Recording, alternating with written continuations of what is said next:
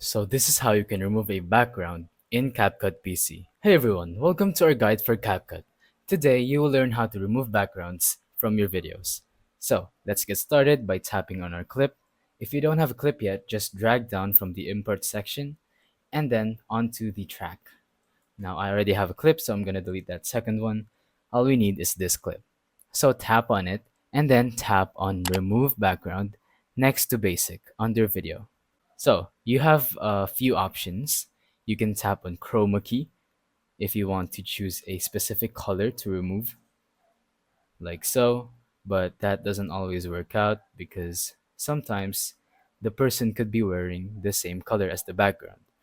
So let's try the custom removal, but mostly you need Pro for it, so it's not really helpful for most people. And the best one is auto removal.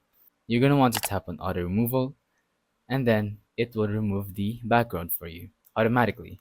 And you even have the special effects. For example, you want dots like so, or like an offset shadow, or a solid shadow like a stroke, or a bigger shadow. And just these pro elements, if you have pro, you can use these like this glow thing. But that's pretty much it. That is how you can remove a background in CapCut PC.